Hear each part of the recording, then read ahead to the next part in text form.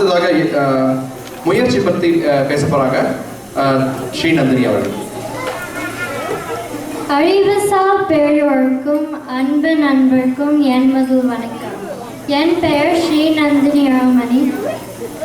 நான் முயற்சி என்னும் தலைப்பில் இங்கே பேச வந்திருக்கிறேன்.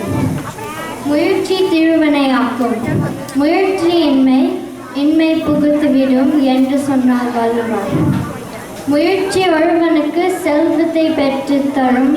முயற்சி வறுமையை மட்டுமே தரும். அடிக்க அடிக்க அம்மிக்கல்லும் நகரும் என்று என் பாட்டி சொல்வதை கேட்டிருக்கிறேன். If we keep pushing a big rock, little by little, it will definitely move. அமெரிக்க அதிபர் ஏப்ரஹாம் லிங்கன் தனது வாழ்க்கையில் தோல்விகளை சந்தித்தலாம் அமெரிக்க அதிபரானார். கஜினி முகமது என்ற மன்னன் 17 முறை இந்தியாவின் படையெடுத்து தோல்வி கண்டாலும் 18வது முறை வெற்றி பெற்றான். தமிழ் முதலில் கஷ்டமாக இருந்தது. ஆனால் நமது விடாமுயற்சியால் இப்போது நம்மால் படிக்க முடிகிறது. இதனை போலவே இன்னமும் முயற்சி செய்தால் நம்ம நன்றாக பேசவும் இயலும். முயற்சி செய்யலாம். முயற்சி திருவினையாக்கும். நன்றி, வணக்கம்.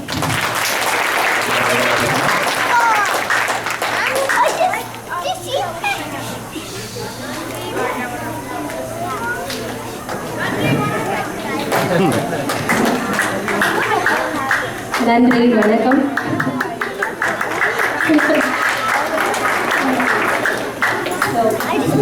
திருக்குறள், கல்வி, முயற்சி, இந்த மூன்றுமே இல்லாமல் நம்மளால இயங்கவே முடியாது. இது அழகாக பேசி கவனிச்சாங்க இந்த பசங்க. இந்த சொற்களுக்கெல்லாம் சொந்தக்காரர் ஹரி ராமசுவாமி.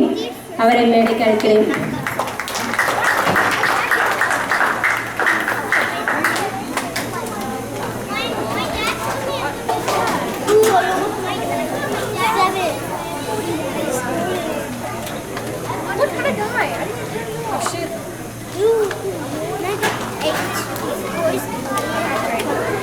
Hurry.